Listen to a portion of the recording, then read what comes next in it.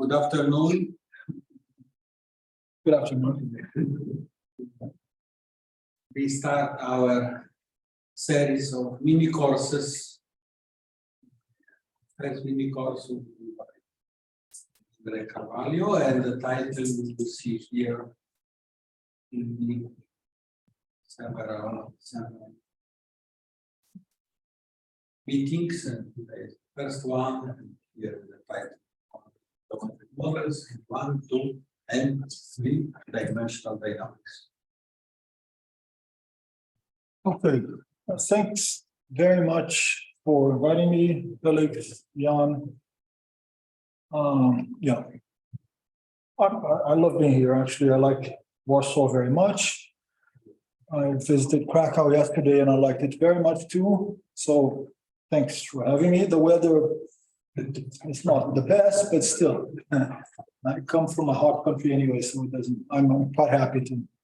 All right, so I'll talk about well, mostly 1 and 2. In the last lecture, well, I'll spend some time discussing some three-dimensional stuff as well. But most of the time, I'll talk about dimensions 1 and 2. And well, I'd like to start with an overview, and maybe Jan's talk should have been, last week, so I could have adapted better to what he talked about. But anyway, so there will be a lot of intersection between what I say and what Jan said here before. Okay, so I'll start by describing a bit of background in one-dimensional dynamics, because it's the background. We'll talk a little bit about needing theory and what needing theory does for you in one-dimensional dynamics, because I want to explain how to, ways of trying to upgrade this theory, which is very successful in one-dimensional dynamics, to two-dimensional dynamics. Okay, there's some sort of recap of what needing theory does for us. And then, but the meat of this, the first 2 lectures, 2.5 lectures, is really going to be talking about two-dimensional dynamics, in particular about the Milnor family, and I'll show a program which, in a second, that Toby Hall, my co-worker since many centuries ago, has written, and I'll show you a program of what kind of thing it is that we're trying to understand, and this goes back, 50. Published his paper, two-dimensional mapping with the strange attractor, in 1976. So Milnor himself was to describe a two-dimensional map with a strange attractor, as the title says. But there's a whole family of maps which one might want to try to understand, and that's what we there's been a lot of work on the Milnor family. But we still don't understand some basic things, right? So the work of Jan and Sonia explains, the topological dynamics of Milnor maps for a certain, subset of parameter values, a specific subset of parameter values, and proves interesting things about them. But still, for the whole family, we don't know many of these things yet. So, for example, one thing that will be won't make a sort of a very strong appearance here, but one thing that we don't understand, for example, is how periodic orbits build up in the Milnor family, right? So in one-dimensional dynamics, needing theory explains to you everything you need to know about, as you vary the parameter, what periodic orbits appear, how they appear, when they appear, etc. Right? In 2D dynamics, this is not known. I mean, this is not understood. People understand several things, but not. There are some very basic things that we don't know yet about Milnor. Okay, so actually, right. So maybe before, let me do something here instead of sharing screen. So how do I do this? New share or change? So let me change to this. Share. All right. So here, okay, can you see? So this is these are the stable and unstable manifolds of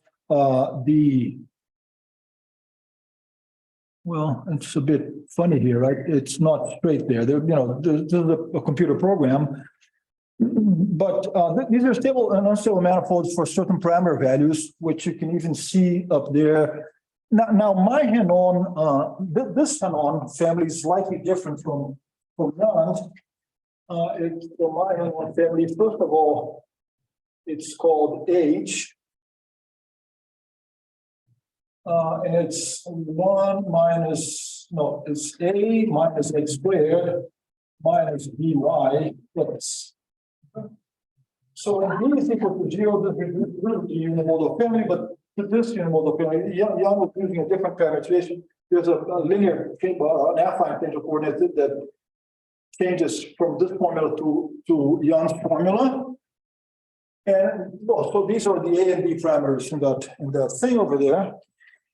And so here are the stable and unstable manifold well, for those parameters. But now what I'm doing here is changing the parameter according to fixed point. So right. So this is that's the other thing. I will talk most of the time about orientation preserving Henon, in which case there's a fixed point right here. Okay? And there's another one buried in the middle there somewhere, but Both are saddles. Both or hyperbolic saddles. There's another one maybe at minus infinity or something, but there are two saddles. One is here, which is on the outside. That's sort of the one he was talking about. It's really at this corner here. And then there's one there someplace. Okay, but then I'm right. Yes. That's right. Yeah. Yes, exactly. So right. So I'm going to move here and I'm moving the parameters by sweeping this thing, and then as you can see, well, things start to change. And then maybe you start getting these backtracking things that, Jan was sort of drawing here in your orientation reversing case. And then maybe these things get more complicated, and then you see some, maybe some renormalization looking picture around here someplace. And then you get all sorts of things. Obviously you get many tangencies as the parameter varies. And, at some point, whoops, things disappear because that's settled there. Yeah. Anyway, and it's what happens with these stable and unstable manifolds that we'd like to describe. Okay? Now, one thing that becomes more or less clear that you'd like to do is to collapse pieces of stable manifolds and get down to a one-dimensional sort of maybe attractor to some model like that, which is what Jan was talking about, and maybe taking inverse limit, but that's the kind of complicated. Yeah, and yes, there are tangencies here, and every time you see tangencies, you see Milhaus phenomena. So you see infinitely many attractors, you see all sorts of things, but we don't have to describe all of them. You can maybe could try and restrict to describing the intersections of these stable and unstable manifolds. And how would you do that, right? So one thing that it will come up in a second is that as I make the parameter so that cross there very pretty close to the right. Well, this is A big, okay? So when A is very big, what you see here is a full horseshoe, Smale's horseshoe, and the orientation preserving version of the horseshoe. I could do this, the program also does it in the orientation reversing case, but anyway, and then in this case, there are two, so there's a critical line, but this is very well defined. So there's left half and right half, and then you can code things by pluses and minuses or left and right or zeros and ones. And then what the intersections that you see here are a Cantor set, and restricted to this Cantor set, the map is conjugate to the shift on the full two-sided shift on two symbols. Okay. And the idea of pruning, which is also the idea of well, pruning is this name that Cvitanovich gave to something which is a two-dimensional version of needing theory, which attempts to describe so in needing theory, we're going to explain this in a bit, but you describe every, say, unimodal map as a sub-map of a larger map that contains all the dynamics. So there's some subset of the dynamics of the maximal map that describes any other map in the family. And this is what we're going to try and do with Henon here too. And the maximal map is this, is the full horseshoe. Okay. Okay, so we could sweep OR2, which I hardly ever do, but maybe. All right, so we start seeing more, the pictures more like Jan had here. And those are the kinds of pictures that you would, that's why he kept drawing these things upside down. To my mind, they're upside down. Okay, so enough of this. So let's go back to okay, so what do? New share. Where is it? Oh, here, I see. Is it? No? Right, okay. All right, so, okay, so let me go back to this, to the overview thing. So we're going to talk about pruning and what what pruning will do in this context is to produce topological models for what these intersections of stable and unstable manifolds of the fixed points say as you vary parameters, what kind of maps you see as you vary the parameter from a topological combinatorial point of view. Okay, so the pruning from conjecture in this context, or a way of stating it, is that we'll construct something called the pruning family, which is a family of topological models, and say, okay, so I can build an entire family of models, which I understand very well because they are subsets, dynamical subsets of a maximal map, right? And then the pruning from conjecture, as I stated here, is to say that the Henon family is contained in this family of topological models. Okay? So that's the topological combinatorial analog of needing theory in dimension 2. Oops. Okay, this stopped obeying me for some reason.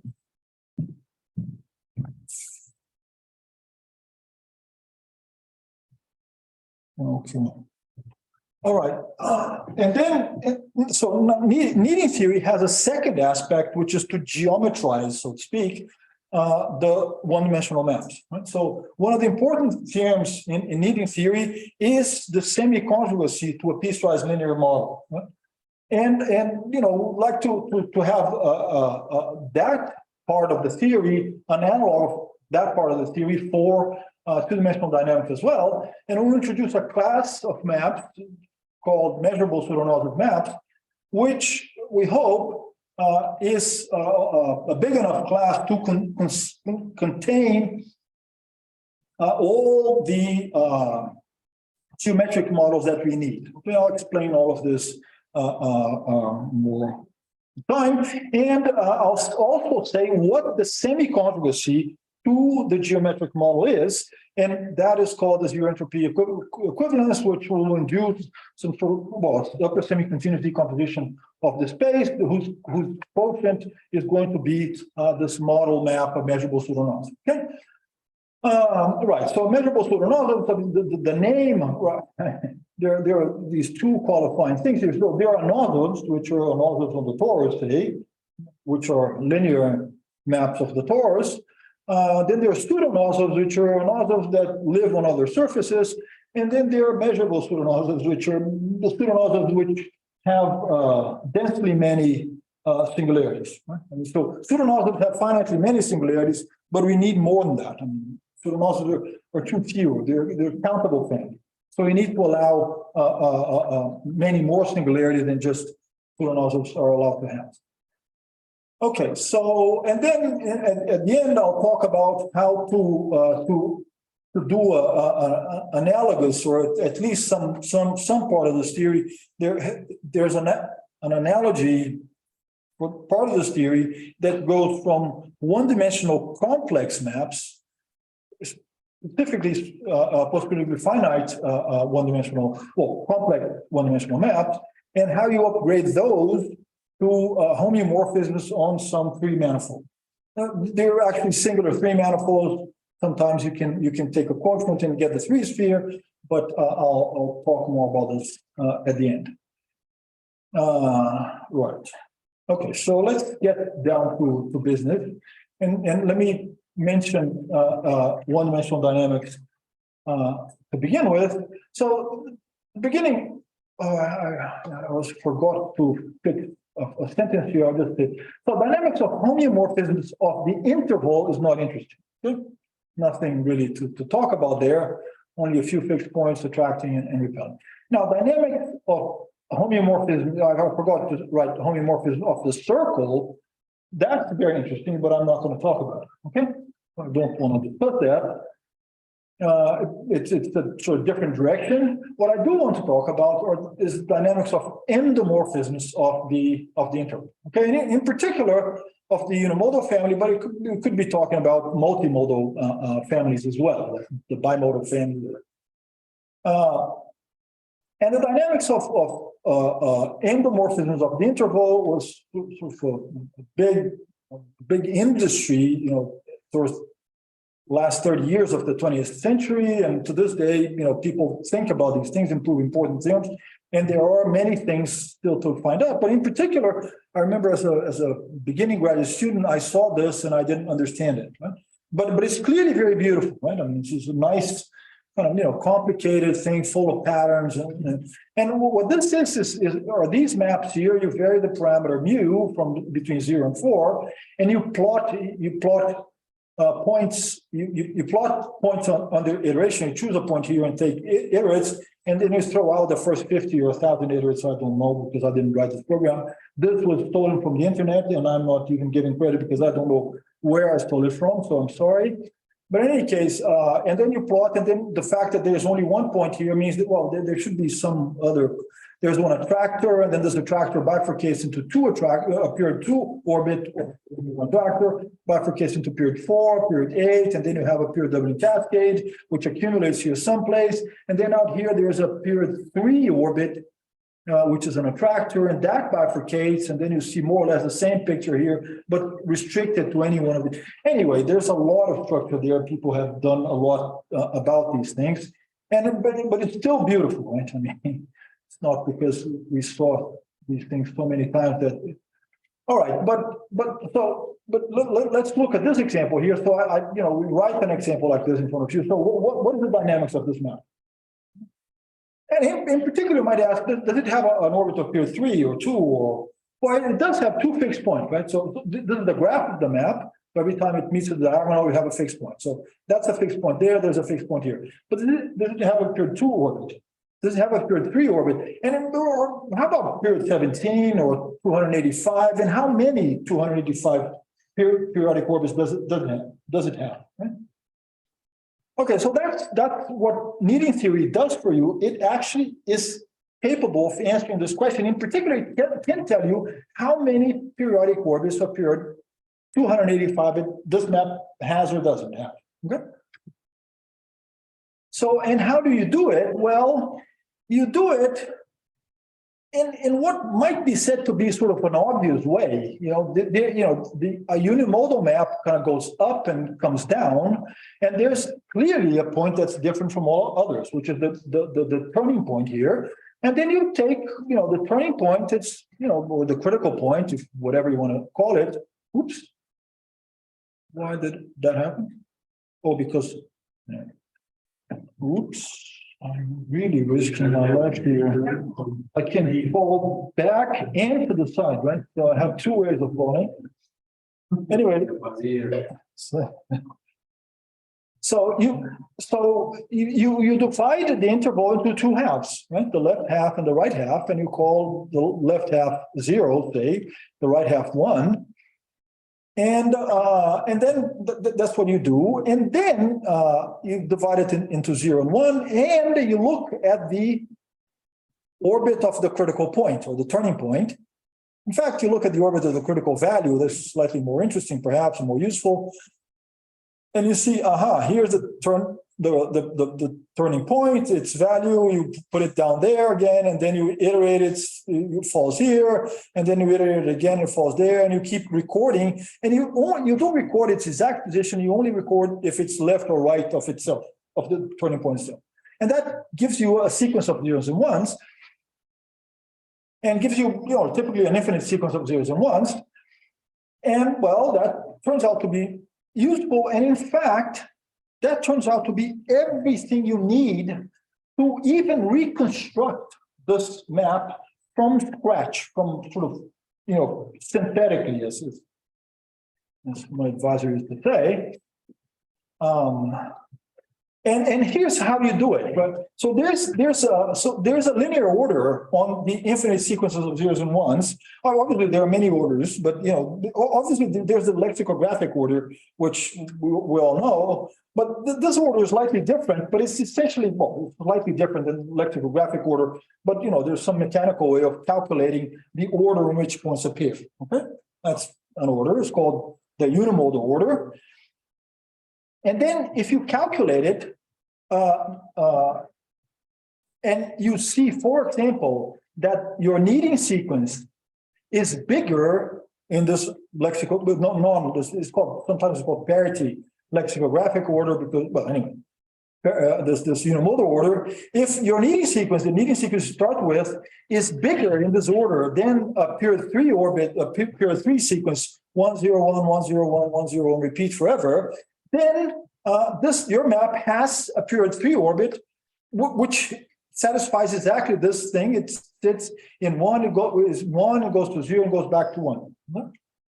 So it has this periodic orbit here. And then you can also ask, so now you write a repeating sequence of length 285, okay, any sequence of 285 elements that you have, and you ask yourself whether your needing sequence is larger. Well, it has 285 period, it has 285 points. You take the largest one of that, and you ask yourself if the largest one is still smaller than this guy in the unimodal order. If it is, then needing theory tells you that map, in the previous, this map here has that period 285 orbit. If it's not, then it doesn't have that period 285 orbit. But then you change the sequence of, make another one and ask the question again.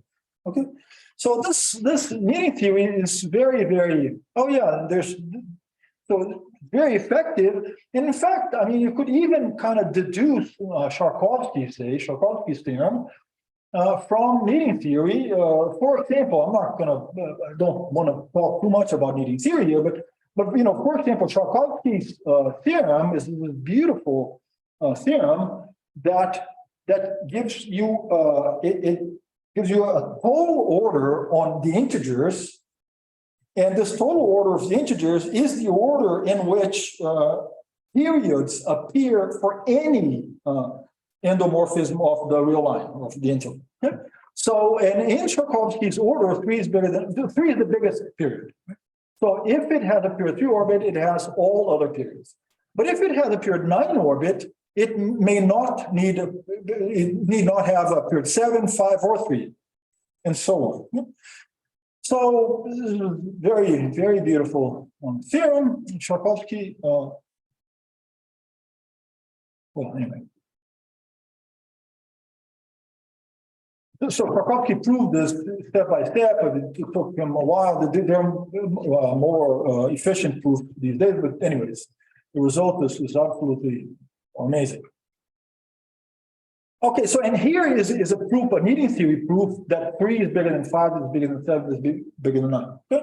So this needing sequence 1, 0, 1 repeat. I'm putting the bar in here to mean 1, 0, 1, 1, 0, 1, 1, 0, 1 repeat is bigger than 1, 0, 1, 1, 1 repeat, which is bigger than 1, 0, 1, 1, 1, 1 repeat, which is bigger than 1, 0, 1, 1, 1, 1, 1 repeat. Okay, so that means that if you have a needing sequence this one here, which has period 7, then you must have a periodic orbit of period 9, just like that one. Okay? All right, so okay. All right, so that was the anyway. So that was a quick. So that was a quick. Yes. You said you can tell the amount. Really, or how can you do that? Yeah, because you yes, that's a good question. So if it has, for example, this period 5 orbit, you can run over all the period 7 sequences of zeros and ones. There's a finite number, the 2 to 7. You just list them all, take the largest one in the unimodal order in each orbit, and compare it to this. If it's bigger, you have it. If it's smaller, you don't. You don't need to. Or you don't have it, in fact. So then you list all your period 7 orbits, you compare them with this, all the ones that are smaller you have, all the ones that aren't smaller you don't have. So then you can tell exactly how many you have. I mean, obviously, nobody would, it's unlikely that anybody would actually do it, especially for period 285. Still, you could do it, and you can ask a computer to do it. Maybe missing on the obvious questions, does the sequence uniquely determine the point? Can you have? Well, more or less. Well, it depends, right? I mean, you have to be. There are many things that you have to. So you have to. You would have to say that the map is, C3 has negative Schwarzschild derivative, or you may want to say that the map is piecewise linear. I mean, there are things that you have to say. Obviously, you could take a periodic point of any period and then take a flat spot around it so that it maps exactly as it did before, right? And then you have infinitely many periodic orbits of that period. Yeah, but I'm not just, I'm kind of being relaxed here as to what do you call a periodic orbit. I'm calling a periodic orbit one of these sequences here. Yes.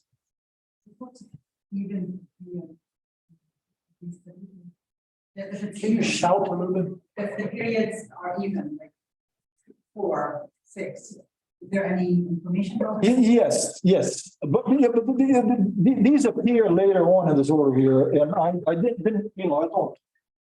So across the order goes 3, bigger than 5, etc. Then these are all the odd numbers, and then you do 2 times 3, and then 2 times 5. And then you multiply everything here by 2, 7, and then you multiply all of these here by 2 again, and that's how the order goes. And then you could do. And then you go with power. So right. And then at the end you say 2 to the n, 2 to the n bigger than 2 to the n minus 1, bigger than etc. bigger than 2, bigger than 1.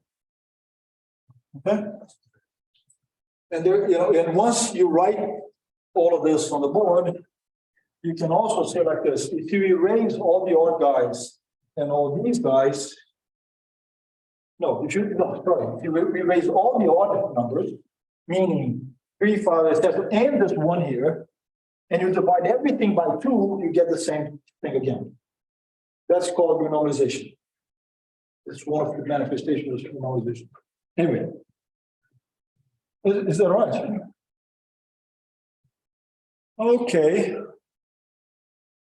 Right. Okay. So I have a PhD student who is visiting UCLA, and Mario Bonk at UCLA, and then I sent these lectures to her. And I asked her to, because she wanted me to, anyway, so I sent the lectures to her. And so if you see any mistakes, please let me know. And then she wrote to me, she had found something I missed. And then she said, and on slide 13 or whatever, you start the sentence with but. And I think that is a no in English. So, but I didn't change it because I'm old enough to write whatever I want. My slides, I do whatever. Anyway, but she told me that I couldn't do that. But the important result to be mentioned is that the itinerary of the critical value, you can reconstruct the map I'm not going to go into it, but you could actually, from nothing but the itinerary of the so-called needing sequence, you can reconstruct a version of a topological version of your map. Okay? So in particular, you see, it follows that the topological dynamics, so any of these orbits that I'm talking about in a somewhat relaxed way, not say that they're unique or anything, but all of the topological combinatorial dynamics of unimodal maps in particular is describable as a subshift of the 0-1 shift. Why? Well, because every orbit has a 0-1 code. So that's a subshift. So you take all possible sequences of zeros and ones and you throw some out. How you do that? Well, that depends on the needing sequence. There's a very clear way of doing it. Any sequence that gets bigger than the needing sequence, you throw out. And everything that remains always smaller than the needing sequence is there. Right? So there's a very clear way of. If the critical point hits itself, you truncate the sequence. Finite sequences, or You could introduce an. use the left and right side. Yeah, you could put a C here too, just for that use. Okay. Yeah, or use your one. So there are subtleties that I'm kind of being relaxed about. You don't need. No, I don't need it. Yeah, but it's like, what Jan was saying, that there's this critical line, and if things fall exactly on top of it, why, you know those guys, they're the critical point anyway, so you can kind of pretend that, they're super important, but you already know them. So if it falls exactly there, you sort of, You need to have some gluing. Sure, yes. Because you shift. Right. And intervals. Something might be glued or something. Yeah, exactly. Right. That's exactly. So right. So this is the Cantor set. The interval. The critical is the intervals. The interval is connected. The Cantor set is totally disconnected. So how do you go from one to the other? Well, you have to glue certain gaps, and that's exactly what the critical point does for you. The pre-image is the critical point. Anyway, so but I didn't say that these lectures were meant to be impressionistic. Yes. The relation between this Swarovski order and this theorem, I can't. I just want to. There's Sharkovsky has. Order would be such a finite type.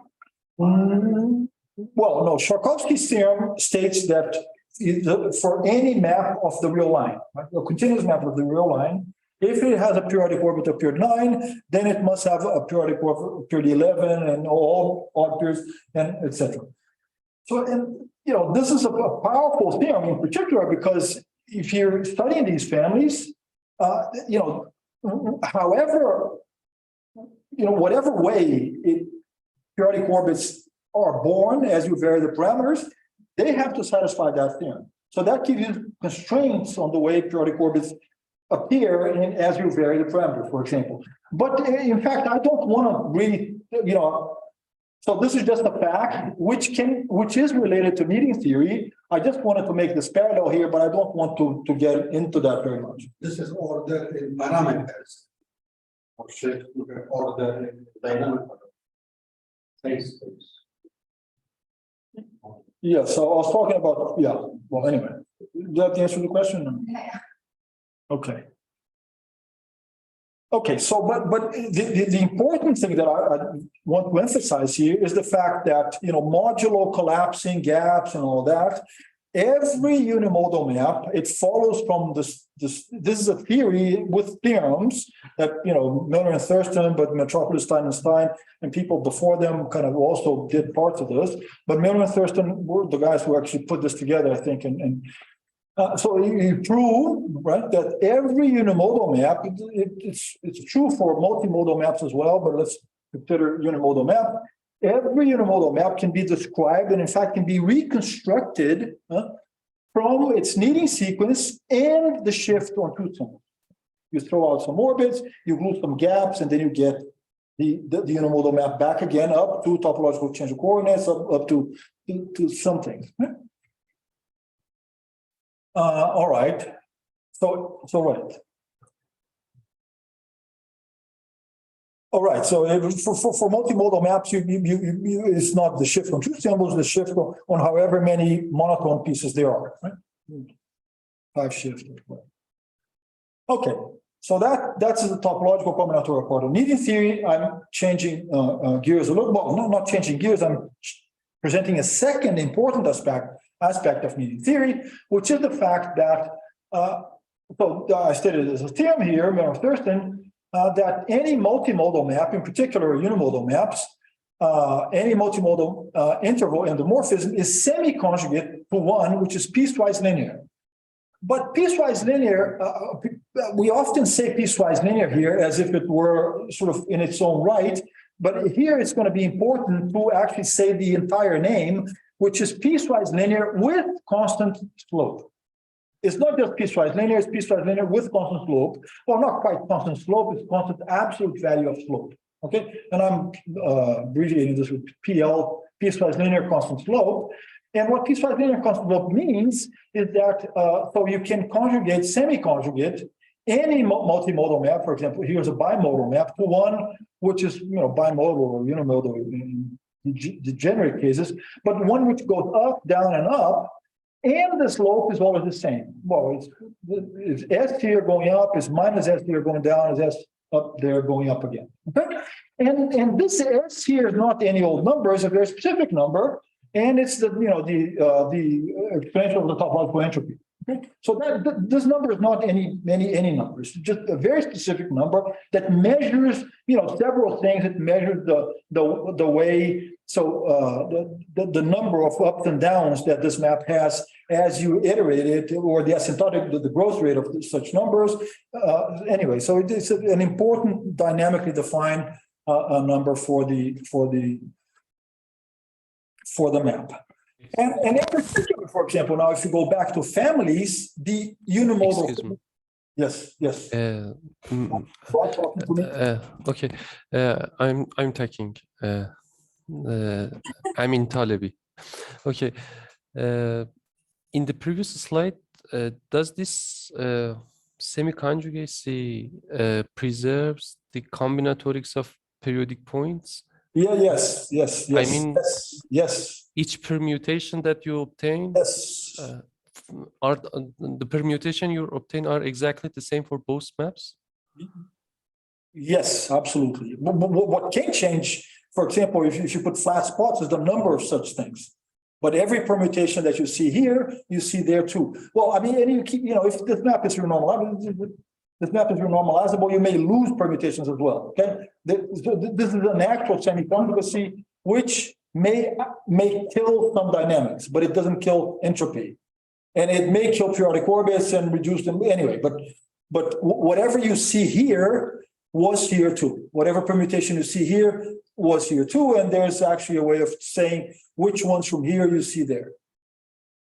Can you see my pointer, by the way? Can you see this? Yes. Okay. I can see. Okay. Is that all right? I understand that on the right side, whatever you see on the right side, you can see on the left. But no, on the left must be much more. Yeah. Yes. This is what I'm saying. On the left, you may have more. Yes, absolutely.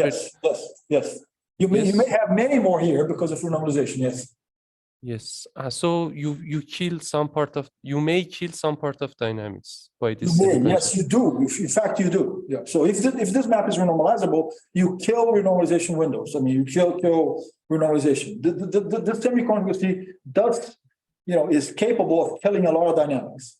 But whatever you get here was here to start with. You don't kill entropy. You don't kill entropy. You make anyway. Yeah. And so the map on the right is somehow a minimal map that having minimal number of periodic points. In some sense, yes, except that minimal with respect to what, but yes, that's sort of the idea. And in fact, we're going to kind of get back to this idea in dimension 2. Okay, thank you. Yeah, thank you for the question. The slopes are the same. The slopes are the same. this, and this are, that's the important thing. You know. Well, this is S, that's minus S, right? But up to well, the absolute value is. And that, well, anyways, let me. So that S there is just the. It's just S, it's the mem as n goes to infinity of the nth root of the lap number of f to the n. Yep. So lap number, so you iterate f n times, you look, see how many times it goes up and down, count that, take the nth root, and pass the limit. That's what S is. Okay, so in particular, if you do, you know, the semi-conjugacy looking at families now, here's the quadratic families, depending on the parameter mu. Here's the so-called 10th family, but the 10th family is this specific 10th family here that has slope S going up and minus S going down. And what this theorem we follow from this theorem is that every map in the quadratic family has a, you know, sort of a geometric model. That's what I'm calling geometric model here in the 10th family. Now, so that's one thing, which is to say there's a lot of structure in the quadratic family. We're talking there's a polynomials and interval and all that. But I want to, well, to stress the other aspect of this, which is, you know, when we say here that every unimodal map can be reconstructed from the shift, it's a subshift modulo some collapsing. What that does for you is to construct some arc, which happens to, you can identify, but there's no canonical identification of an arc with the interval. Right? And on this arc, there's a map that goes orientation preserving for a while and comes down orientation reversing for a while, and that's it. So this synthetic construction here is completely topological. And then this Milnor-Thurston result here geometrizes it in the sense that it actually gives you a well-defined sort of canonical, if you will, way of identifying your arc, your topological arc with the unit interval. Now it has a length, it has a measure, it has a lot of structure, which it acquires, you know, this theorem sort of, you know, is a lot of added information. That's what I'm calling geometrizing this. Yes? Is it possible to have infinite turning points? Infinitely many? Yeah. No, that's exactly what you want to not deal with. That's the beginning of the story. You call it a multimodal map. For this theory to work, you have to define, it works for multimodal maps, and multimodal maps are exactly not infinitely modal maps, right? Only finitely many ups and downs. Okay, so right, so every quadratic map, but that's not just that, right? Is every unimodal map, no matter how little structure it does have, is semi-conjugate to one of these. Okay, so let's move on and let's kind of promote ourselves one dimension up. And the question is can we develop an analogous theory in dimension 2? You want to make a break? Oh, yes, sure. Is it break time? Yes, okay, sorry. Yes, absolutely. Let's take a break then. And then I'll leave this question. You can think and develop it. Very pleasant.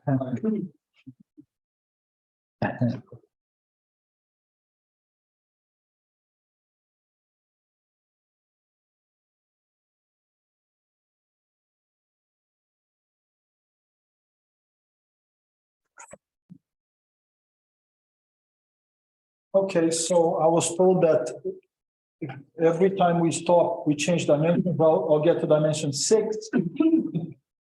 I'm sorry to disappoint you. I'm not going to go that far. Okay, so right. So we're going to start again and to try and develop a. So this is. Well, I don't know. So to try to develop a two-dimensional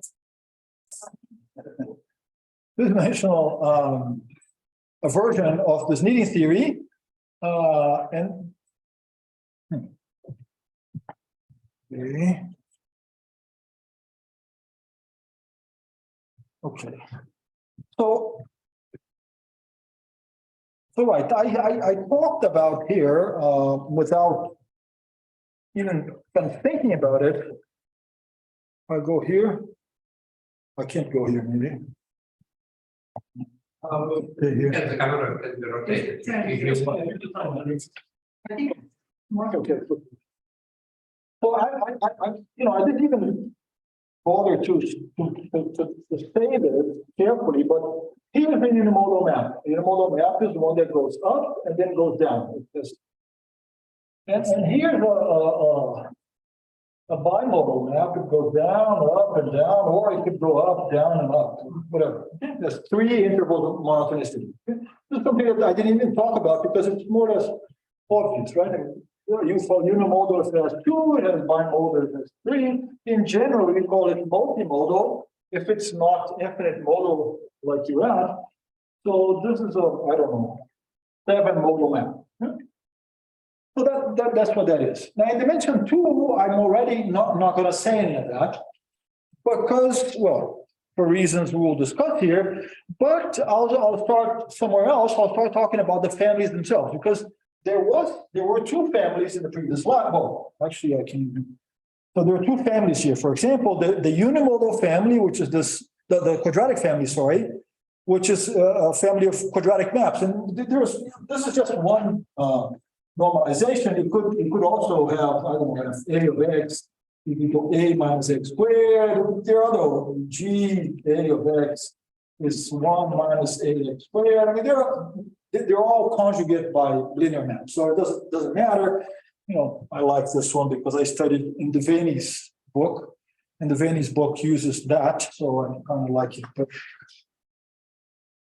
But what was I saying?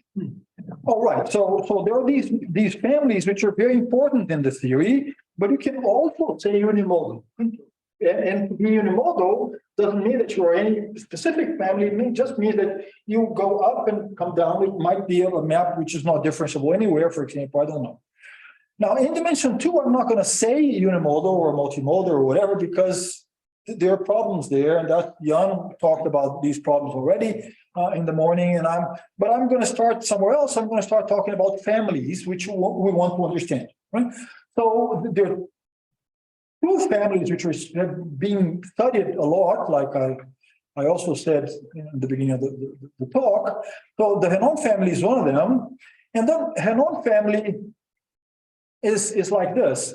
You put your favorite unimodal family here, subtract by. B is another. So your favorite unimodal family has or favorite quadratic family. I'm going to manage to fall sometime here. Now you can even put bigger degree things. Perhaps if you want to study higher degree. Henon family, but you put your quadratic family whatever way you want to normalize it here, subtract by, and then put x down here. That's it. And okay, and so that's not quite the normalization that Jan was using, but it's just slightly different. But and what is this? Well, so if you take b equal to 0, you lose the two-dimensionality of this thing. And all that you see is the unimodal family again. And then as you vary the parameter, you get the unimodal story again. Okay? You reduce to everything in the plane gets squashed onto a parabola, and then you see the unimodal family. Okay? So this by here is like the thickening of the unimodal family. That's what it is. That's what the Henon family is. And here's a picture of it. Okay, so the size here. This width here is more or less b. When b is 0, that's just a problem. Okay? So that size is b is 0, you get a parabola, and you get back to the unimodal family. So what this is a thickening of the quadratic family. That's the way we want to see that. And okay, that's interesting, but it's also a matter of just doing a computation. You'll see that. For b different than, well, the Jacobian of this thing is b, right? As opposed to in case it was minus b. So this is b, and instead of looking at b negative, these orientation reversing maps, I'll think about orientation preserving maps, although a lot of what I'm going to say, it doesn't matter, okay? But in any case, I'll consider B positive, and therefore I'll think of this map as orientation preserving, and B is the Jacobian, so, and since it's constant Jacobian, so if B is different than 0, age mu B or age AB or whatever you want to call this, is a diffeomorphism of R2. All right, so being a diffeomorphism of R2 already kind of ruins your expectation of being able to call it unimodal or multimodal, at least in any obvious way. Right? I mean, to be unimodal here means it has two intervals of monotonicity, which are not one, right? It goes up and it comes down, and it's definitely not a homeomorphism. Right? So, but this is a homeomorphism, in fact, a diffeomorphism, and yet, I mean, it is a thickening of the unimodal families. That's the kind of thing that we want to understand. And right, so and if B is small in particular, you could think of this as a perturbation of unimodal family, which people do. And there's also the Losey family, which is again the same thing. You put the 10th family here, any way you want to parameterize the 10th family. I like that way I wrote there, but the 10th family here minus byx. Okay, is again a thickening of the 10th family. That's what it is. And right, and if B is equal to 0, get back to the 10th family. If B is bigger than 0, get some thickening of the 10th family. And you might want to understand that too, or maybe you even want to compare this family with that family. What we were not going to do, well, and I'll explain why, is to want to try to say that every map in this family is semi-conjugate to one in this family. Because I don't think that this is the correct two-dimensional analog of what being PLCS, piecewise linear with constant slope, is in dimension 2. Okay? This is not. I don't think, and I'm going to explain this here. Okay. All right. So like I said, an abstract definition of unimodality for two-dimensional homeomorphisms is not something that one easily comes by, right? I mean, people have worked hard and they construct. We saw it this morning, right? And Jan was describing here how you divide the plan. You have to look at these very special sets. Have to quote these extremely smart mathematicians, and look very hard for a critical set. It's not easy, right? And what I'll propose here is a different. A different way of looking at this, which has some advantages and other disadvantages, but we'll propose some way of, and neither, and it's not very obvious either. Right? I mean, it's not obvious to look at something and say, this is a unimodal thing, or a 2D unimodal thing with this definition. But it has some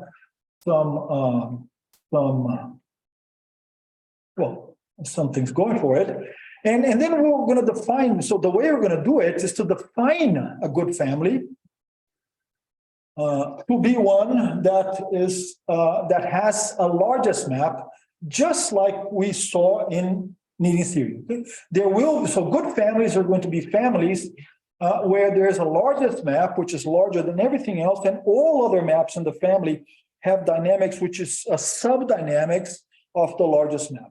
Okay? So that's what we're going to do, and that's an analogy to this situation here. That as mu is equal to 4, as the unimodal map hits the top of the box, or maybe sticks out a little bit. So that's the largest map in the family because this is conjugate or semi-conjugate by a very silly semi-conjugacy to the shift on 2 symbols. Okay? So that's the largest map in the unimodal family, or it's largest in the obvious way because it goes all the way to the top and all the way down. So you might say that that's largest, but it's also largest in the sense that it is conjugate or to the two-sided 2-shift. So this guy here has all orbits that the two-sided 2-shift, two-sided 1-shift has. Okay, so now let's actually get down. Say again? One-sided 2-shift. What did I say? One-sided 2-shift. Two-sided 1-shift. Yeah, that's a good one. Yeah, so one-sided 2-shift. Yes. Yeah. Thank you. Okay, so now so what I'm going to do now is to run through a bunch of definitions to define what good families are. Okay, so this I hope you notice that there's a moral to be taken at the end of these lectures. You'll know what a good family is. Okay, this is meant to be a joke. Okay, I don't pretend to tell anybody what a good family is, but anyway, so.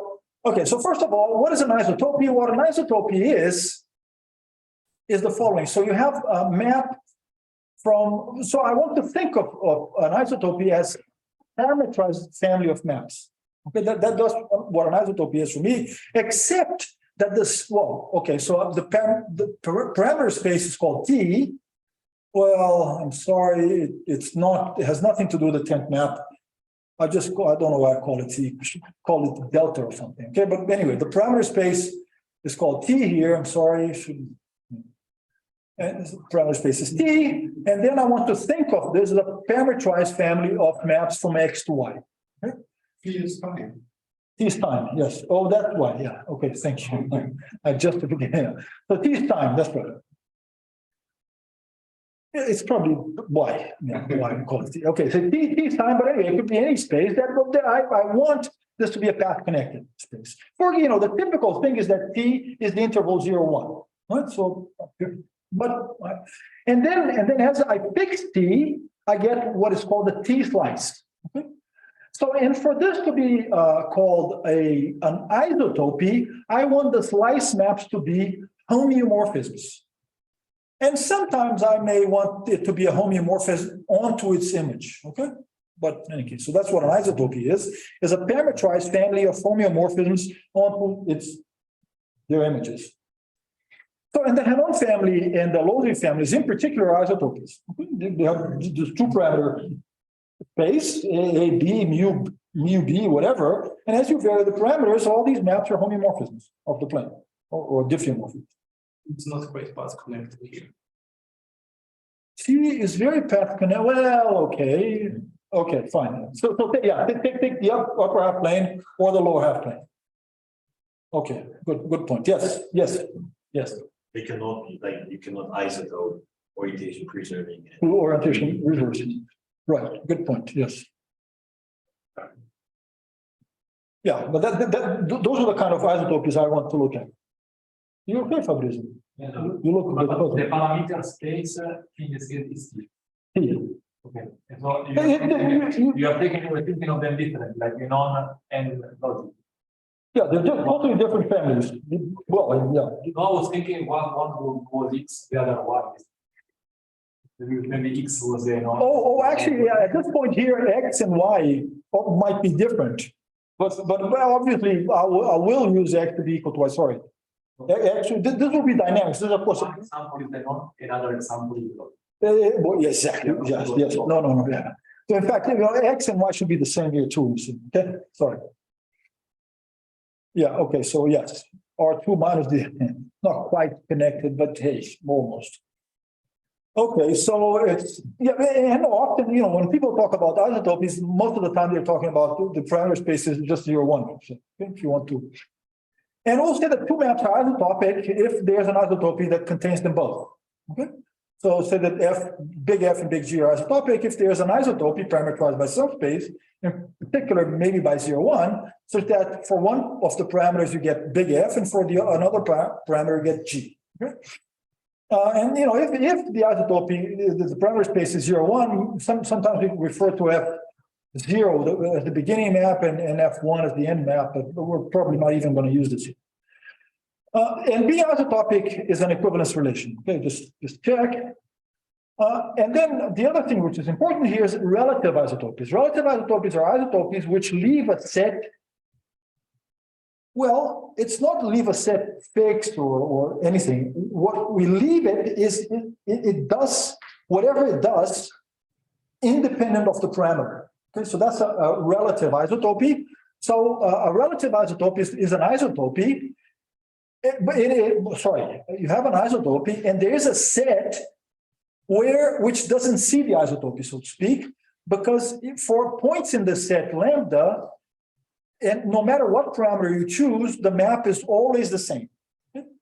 So the isotopy is relative to a set if you vary things. So this set map, it does. And along the isotopy, it keeps on doing exactly the same. It doesn't know that it's happening in isotopy elsewhere. Okay, that's a relative isotopy. Is that all right? Okay, so then we talk about isotopy's rel some set, and being isotopic rel a given set, so we fix the set, being isotopic rel a given set is also an equivalence relation. Okay, and then you get to this definition, which is fundamental here for us to know what a good family is, which I'm calling Bray type, and maybe I'll say a little bit about the name, but don't pay too much attention to this. Well, the Bray type of a set, okay, so let me go back. So now we're back to dynamics, okay? So this thing that I used two spaces here is, forget about that. The X here and this Y there are going to be the same space. And this is going to be a family of dynamical systems, acting on the space X, parameterized by some parameter T, okay? And then we're going to be trying to define the Bray type of some invariant set. Now, this invariant set is not fixed pointwise, it's just an invariant set. Okay? It maps to itself somehow. And what we want to record is the isotopy class of F relative to this invariant set. Okay, so that's what we want to record. But we don't care about changes of coordinates, like always in dynamics. So here's what the Bray type of, so we take a homeomorphism of space X, you take an invariant set, and then we call the Bray type of the pair invariant set homeomorphism to be the isotopy class of F relative to lambda. That's lambda, right? Lambda. But you don't worry about changes of coordinates. So what that means is the following. You say that, so if you have two homeomorphisms of two different spaces now, F is a homeomorphism of X, G is a homeomorphism of another space Y, but G, X, and Y are going to have to be homeomorphic to one another. And you have an F invariant set, and you have a gamma G invariant set, then their Bray types are the same. If there is a homeomorphism from X to Y, which sends lambda X to Y, which sends lambda to gamma, and so that as you do the change of coordinates, as you go back from Y to X go from X to Y by H, act by G, and then go back by H inverse. So this is isotopic to F relative to the invariant set of F. Is that all right? Okay, so anyway, so does anybody want me to draw a picture? Right. So, well, actually, there are pictures on the platform, and here are the pictures. So the space here is the disk. Okay. And then there's a period 3 orbit that this point, and this point, and they map in a certain way by some map F that I'm looking at. And what I want to consider is the way these maps, these points are mapped in the isotopy class relative. So I only want to pay attention to them. So it's as if I put, wires, here, and take this point to the second point, that point to the third, and this point back on the back like that. Now, I don't worry about how the map, I can stir the map on the outside. I want these 3 points to map like that, okay? And, or I could want them to map like this, which looks a bit different, right? Maybe, this, you can think of these 3 points as maybe a rotation like that, whereas here it doesn't work quite like that because one goes in front, the second one goes in the back, and the third one goes through the middle. So these 2 isotopy classes in the complement of this periodic orbit and of that period, so those are the invariant sets or periodic orbits in this case. So these 2 isotopy classes turn out to be different. Okay, the Bray type of this invariant set and of this invariant set are not the same. That is provable. I don't want to do it here. Are you considering here the disk with a boundary or a space, so it should be as a person out of the boundary or where we? I'm sorry, can you say it again? Is it like you considering the disk with a boundary here in this example, or? Well, you could, one? Well, if it's not, then it's okay. Okay. Yeah, understand. Yeah, like Okay. just the definition. It turns out to be a useful definition. Okay, so that's what the braid type is, and then I can say, okay, so I am a little out of. How much time do I have? 20. 20. Okay. Okay, so then we can define a good family. Okay. So here's what. So one, you could say this is like an impeccable family, because this is going to be a very strong definition. It's a great family. A great family grounded at some parameter is going to be an isotopy, and again, we're talking about dynamics now. Okay. So it's an isotopy from parametrized family of homeomorphisms from X to X, and T star is some special parameter. And what is special about this parameter is the following. So look at any other map in the family, this great, incredibly good family, marvelous family. Look at any other parameter and find yourself some invariant set, any invariant set, okay? So for this to be called a good family, grounded at this parameter T star, the map F sub T star, there's the homeomorphism add a special parameter, should have itself an invariant set, which has the same braid type as the one you're looking at, okay? So you look at, sorry, I should have written the quality in the opposite order. You look at some parameter T and find yourself an invariant set. You should be able to find an invariant set for the parameter T star so that the braid types are the same. Okay. That is, so I wrote this here. So this means that the dynamics of the F star map is somehow the total dynamics.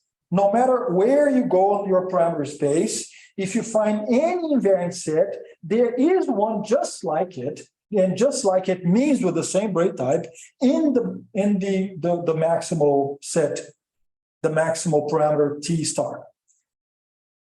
Is that right? So FT star is the maximum, it contains all the dynamics that you see in the family. Any invariant set can be found, a copy of it from the point of view of braid type can be found in the T star parameter. Okay, so that's and then I can give one statement of the pruning from conjecture.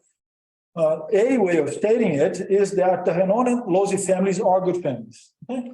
This is a conjecture, but we could also put it as a question. Is it true that the Henon family has a maximal map? Okay?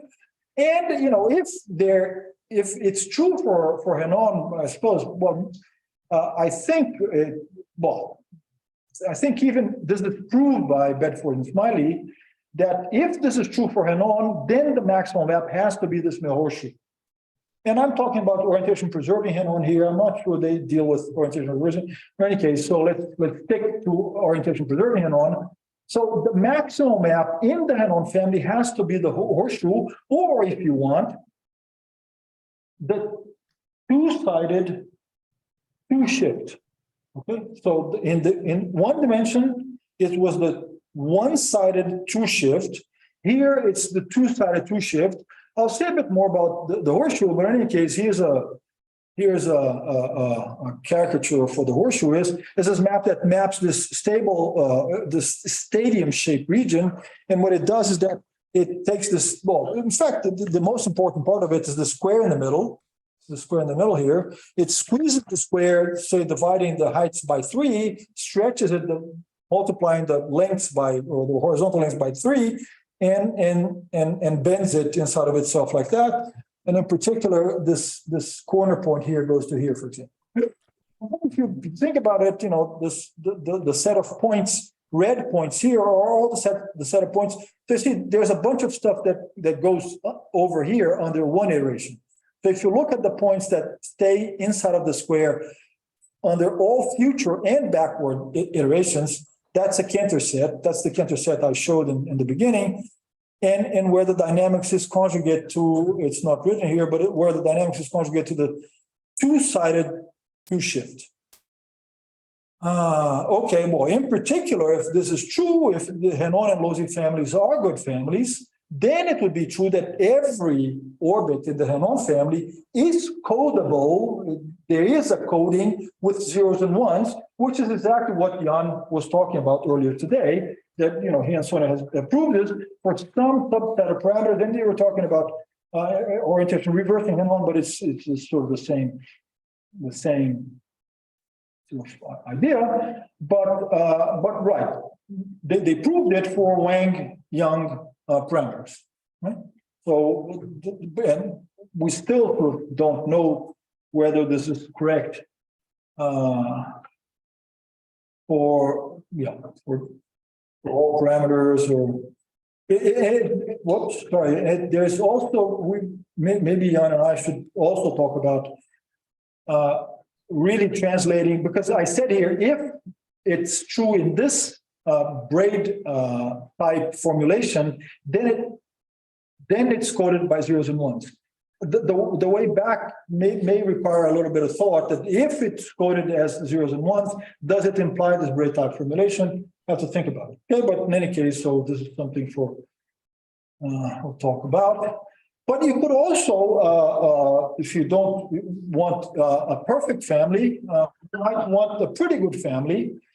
And so in this definition here, I said that any invariant set in the family has to be present in the biggest map. You might restrict yourself to be less ambitious, be less demanding. And you could say that, okay, so maybe I don't only care about finite invariant sets. Maybe I only care about periodic orbits, like I drew over it. Okay? So you could say that a pretty good family, say, grounded somewhere, is one for which if you found any finite invariant set for any other map in the family, then that finite invariant set is present in the big map. Okay? So that is asking less, right? We're not talking about every invariant set, but only the finite invariant sets. Okay? Well, this is something, or you could even say less. You could say, oh, I don't want finite invariant set. I want periodic orbits on the nose. That is even less demanding.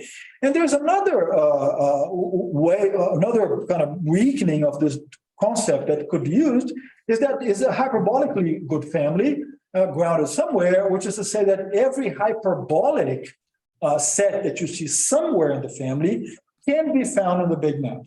That's another, so you're not talking about maybe tangencies. You don't want to consider, homoclinic tangencies, very complicated, whatever. You just look at hyperbolic invariant sets and can you find, so if you find some hyperbolic invariant set somewhere in the family, can you find one in the big map which has the same braid type? So that's another way of stating it. And then there are, the correspondingly, weaker versions of the Puniform conjecture is the Henon and Losey families pretty good families. That is the same, this finite invariant set version or hyperbolic good families. I mean, so here's a question. Look at the Henon family. So there's actually, so Zin Arai, this Japanese mathematician, has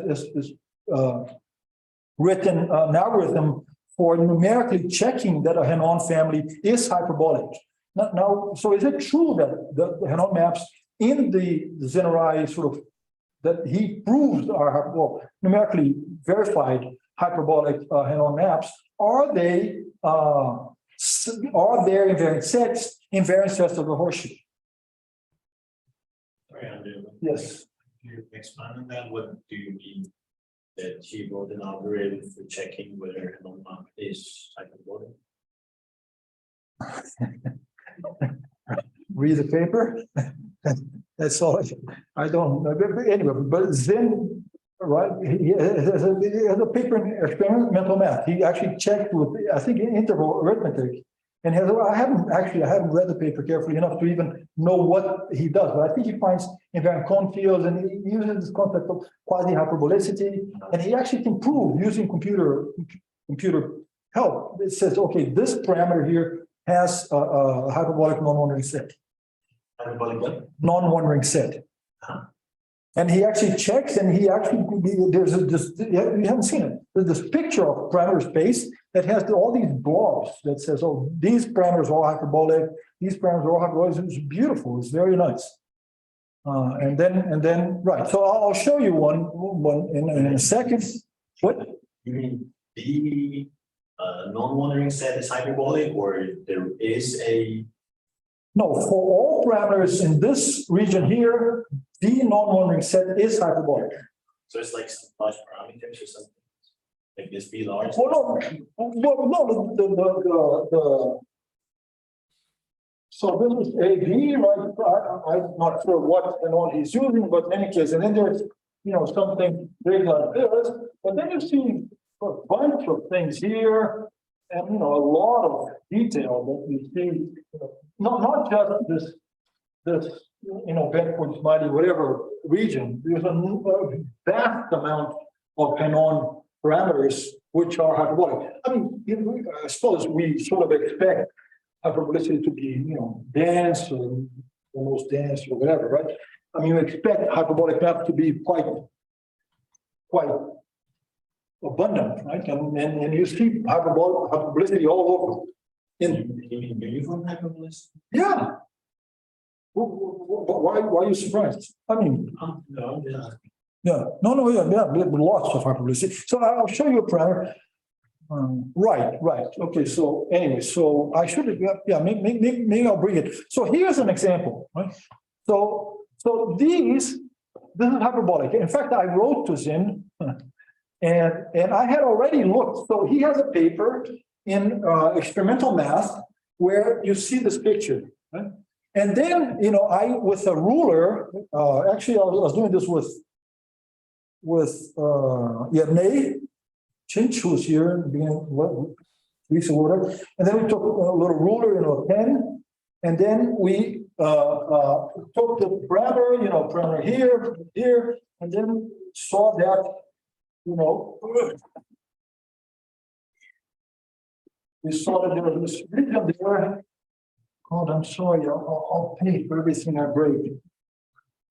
There was, that our point was quite well inside the hyperbolic. So this region is some hyperbolic region. But then I wrote to him to ask, and he ran the program again, and he verified that these parameters here, which is 1.437 and 0.717.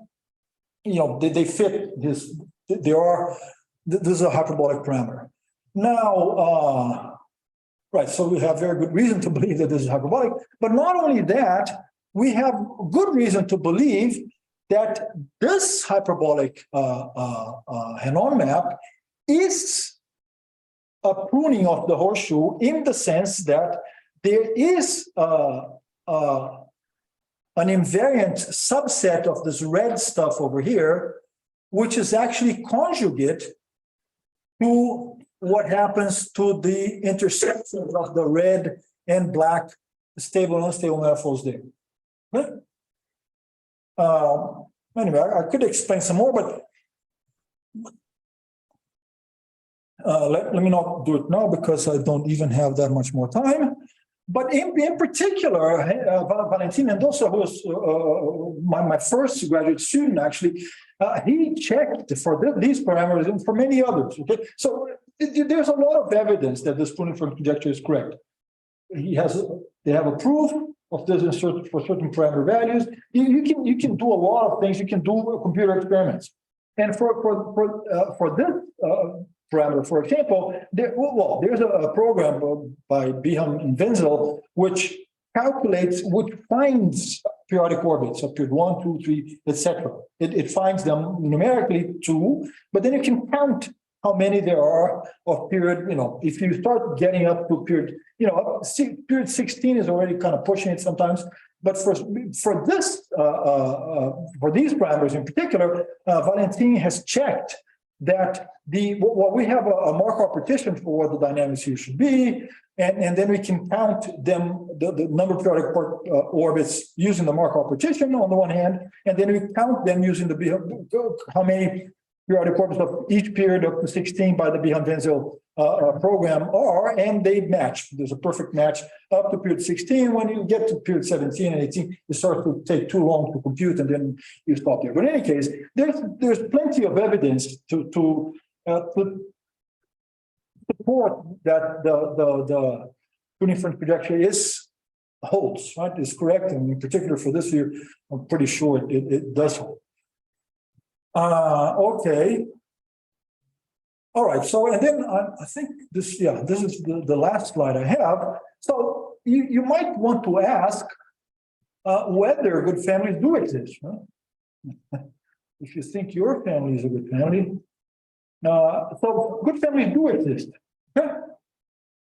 And I don't want to get into this, but in any case, so this is something I did in my thesis, which I finished 125 years ago, more or less.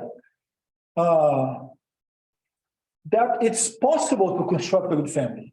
Right? And the way this is done is that, you know, you can prove a theorem that constructs isotopies, okay? And these isotopies are constructed to do what you want them to do, and what you want them to do is to destroy dynamics in certain parts of dynamics and keep other parts. Okay? Now, because we have to stay in dimension 2 all the time, this is not, you can't destroy anything that you want. It's not like you stick your hand in, throw out certain parts of the dynamics and keep all the rest. There are limitations to what you can do. But anyway, this theorem produces a family. You start with some map, say the full horseshoe, and then you say, aha, I'm going to destroy this little bit of dynamics, that little bit, and that little bit. And you can do it if you do it, you know, with care. And then so this theorem allows you to construct a family. And this family, by definition, because it only isotopes parts of the dynamics away and does not move any of the other stuff that you don't want to move, it's by definition a good family because you construct it like that. Okay, so good families do exist after all, but this is a very so this what I'm calling the pruning family associated to the horseshoe, say, is a very contrived family in the sense that you prove a theorem and then you go there and you apply your theorem many times, infinitely many times perhaps, and you construct the family yourself, right? I mean, it's something I've constructed by hand, so to speak. The question that sort of remains is whether this Henon family, which is very elegant and very interesting and all that, whether that is a pruning family. Right, in this sense of breakup that I was talking about, but if you use this pruning family of the horseshoe that you construct using this pruning theorem, then there's another statement which is say that, well, maybe you have to do some semi-conjugacy, but is it true that up to some mild semi-conjugacy, the Henon and the Losey families are contained in this family that I construct? Right, so I'm not going to, right, so like I said, there's a lot of evidence that in favor of such a statement, well, beginning with the work of Svitanovich, which I didn't mention, but Svitanovich is mostly a theoretical physicist, Predrag Svitanovich, who worked a lot with Mitchell Feigenbaum at the time, and some people call the renormalization operator the Svitanovich operator, and he was the one who proposed. They were working in one-dimensional dynamics too, but he was the one who proposed this two-dimensional version of needing theory. And anyway, so he is sort of behind a lot of this I talked about. And there's all the Behan-Wenzel work. There's Valentin also did work on that, and etc. Well, and right, proof of special cases. This BS is Bronsky Schema. Okay. Yeah. Sonia. Jan Sonia. And right, but we don't have a general proof yet. Okay, so I'll stop here and thank you.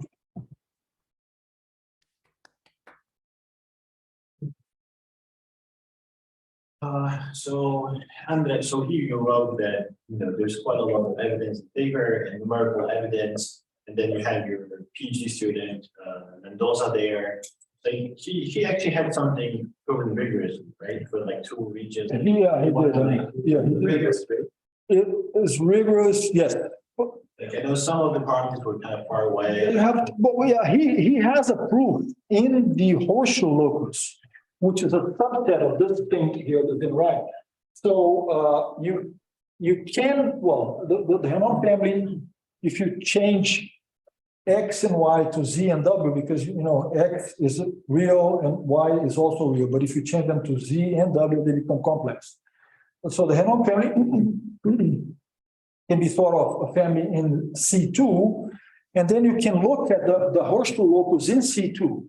And that is the place and parameter space where you get a full horseshoe, except that the horseshoe is not on the real slice anymore. It has moved off to the complex, right? But it's still a full two-sided chip. There's no, the Euler set is a chemical. And it intersects the real slice in other places. So you see, you can stay in the horseshoe locus, and that's where he proved for 2 pieces of parameter space in the horseshoe locus that the uniform conjecture holds. Yes.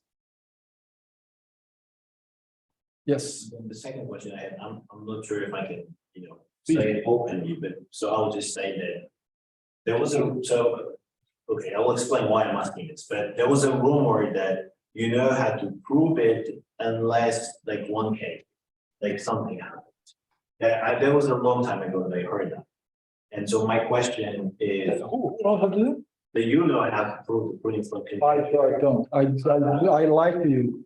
I have to confess. It wasn't like you said that, but there people were saying that have to prove it. But 1 case that something happens, and then there was a rumor that now how to do it. I have to talk to these people because I really would. I wish I did. I could absolutely not that I learned about it from him. But I mean, my question is more like from the sort of philosophical standpoint. Like no, but from the sociological point of view, I'd like to say that this is a serious lie. I mean, it would be sort of dishonest. I really like people who actually, here's some very, very, I come from a country where people think a lot about hyperbolic maps, right? I mean, Brazil is where, there are a lot of the hyperbolic theories developed, Pales, the Pales school, and these, partially hyperbolic. There's a lot of differentiable dynamics happening there. Now they don't care much for homeomorphic dynamics. If you say homeomorphism, people kind of tune out. In any case, and that's why I stated this hyperbolic uniform conjecture here too, because this is a very, very real, and it's totally real. I have no idea how to prove it. I can't even begin. And truly, I don't know who said that to you, but it's definitely not true. And I wouldn't do it. I really would like people to work on this. Yeah, I don't, and I certainly don't want to say, but here's a manuscript where I have proved it before you. I wouldn't do that. Anyway, so was there right? No, so in any case, I wanted to ask more in the direction of, do you have some sort of, approach to the whole problem where you think there's a chance to sort of handle all the cases, or you think no, I don't. Sort of really like let's take this kind of stuff. No, I don't. No, I don't. And right. So, like I said, I started doing this as a grad student. This is my sort of thesis. I worked on this, and for a while I thought, some idea is gonna, and since then a few things happened. I started going in different directions because I couldn't really prove it, and then I started, doing other things because I. Talk about braid types and talk about braid ordering and blah, blah, blah, blah, and started getting interested in other things. And then now I'm discussing it here because I think it's a very, And what you've done, you and Sonia have done, is to prove special cases and to search parameter space. And I think that's the way to go. I've given up on this, this some big idea that will come and sort the whole thing out. I don't believe at this point that that's, I don't know, but I don't think that's going to go that way. So I'm very happy that you're doing it, and I think other people maybe should try. For example, the hyperbolic conjunction is extremely well stated. Is it true that if you have a hyperbolic Henon map, you can compare it to the horseshoe? And I don't know. I know several examples which I can do myself, but it's only examples. I have no general theory, and I'm sort of sorry to say that one. Excuse Yes. me. Yeah, hi, sorry. Okay, may I start first or the other people in the audience? So, Can I go? yes, go ahead. Yes, please. Okay, thank you for nice talk. I have two questions. The first one is about the genealogy of the periodic points. Yes. That we know in one dimension, periodic points, as you increase the parameter in logistic family, are going to be created and but not annihilated. They always persist. But not what? Oh, Not oh, annihilated. We have right. always births of periodic points and no deaths of periodic points by increasing the parameters. And I think I have seen a paper that this is not the case for the Henon family, and so you may have annihilation of periodic points. Isn't this phenomenon obstruction to what people like to prove, that the horseshoe is the maximal dynamics, because at some certain times or parameters you have some dynamics that are going to annihilate, and then again something new happens. Right. The answer is no, it is not. So, but let me rephrase this question. So here you see one of the nice things about, well, maybe not. It's not quite that, but well, it's not quite in this picture, but in a way, this thing that, the orbits. So as you move from left to right, you see more and more points. Obviously, here, this is a very large number of periodic points here, and here this is sort of empty. But this is only picturing the attracting orbit. So this is an attracting period 3 orbit, but all the orbits that were there before remain here. They're not attracting anymore, so you don't see in the computer picture. But all the period, 285 orbits, so there are many of them here. They are still present in this map there, even though you only see the period 3 orbit, because it is attracting. Okay, so in dimension 1, what he was saying, that orbits are only created and never annihilated or destroyed. In dimension 2, there's this famous sort of paper by York, Kohn-Kosak in York, that you see, and then people did computer experiments, that you see an orbit like this. And then it bifurcates, it becomes 2 orbits, and then it re-bifurcates back to 1 and disappears. Right? So in dimension 2, these things happen. The orbits appear and disappear. And the question is very reasonable question. Isn't this a way of saying that this conjecture couldn't be true? And the answer is no, it's not quite that, because you see, it might appear, disappear, and then reappear again. The braid type might be in the horseshoe anyway. So yes, it is true that maybe some braid type, which is not a horseshoe braid type, it's some completely crazy braid type, might appear, disappear, and never come to appear again when we get to the horseshoe. But we hope not, and there's no reason to think that things that appear and then disappear, they're not going to reappear again later on and be present in the horseshoe anyway. So no, so it's a very reasonable question, but no, it's not a counterexample. Or yeah. Okay, thank you. And Just a second. Yeah, this is called anti-monotonicity. Things appear and disappear, but they could, and I would expect maybe that they appear again and they are present in the horseshoe anyway. Yeah, do you have a second question? Yes. Yes, my second question is that what about if we just look at we have a fixed point, the hyperbolic fixed point that you always drew the stable manifolds and unstable manifolds. Right. And what if we look at the intersections of bounded pieces of these two stable and the two branches of stable manifold and unstable manifolds? This gives somehow a combinatorial object. You have finitely many intersections, and it is true that if for example, we have two Henon maps are conjugate to each other, we know that how to correspond this intersection. We have a correspondence. By conjugacy, you have a correspondence between intersections.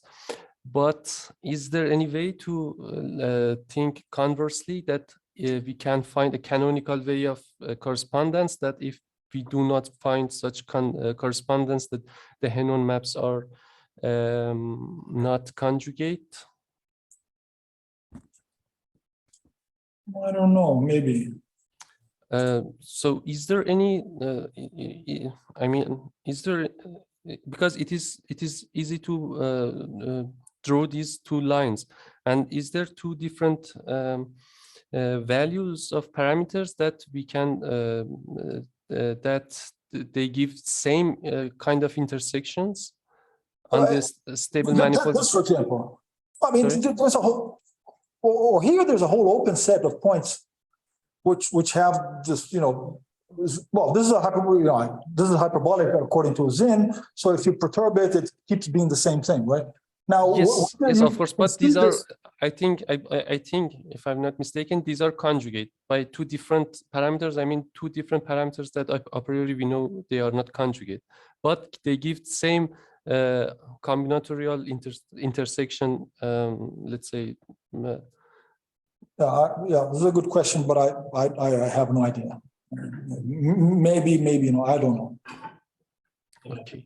You don't know whether it's a finite number of intersections.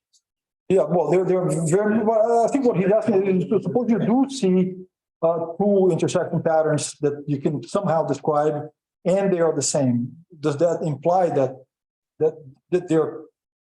Yeah, I don't even. Well, I don't know. It's a.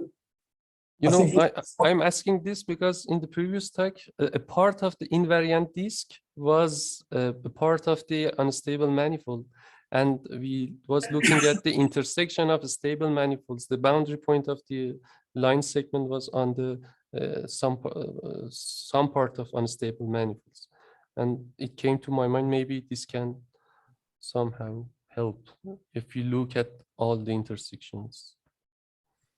Yeah, maybe, but I wouldn't risk answering one or the other because, Okay. yeah, I don't know. Thank you very much. More questions? No, I will maybe asking a naive question. So your definition of the different types of good families is quite general and flexible. So have you maybe looked at it in the context of not homeomorphism, but branched coverings, for example, or maybe in 3-dimensional or something like this? It's applicable in that bigger generality. You get some results. Yeah, branch covers very possibly, I would say, but in dimension 3, this thing of isotopies becomes kind of trickier because you can do funny things in dimension. You can do many things. So, you can say the definition, but I think in dimension 3 and above, it becomes a kind of very, it's not very interesting, actually. In dimensions 1 and 2, it is, in dimensions higher. Then you'd have to get codimension. Yeah, I think you have to use sets which have larger, smaller codimension. So you can talk about braid type of some one-dimensional type object in dimension 3, and then maybe it has some interest to it.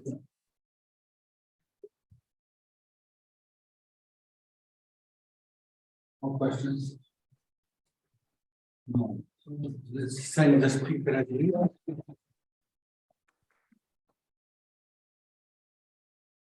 Thank you.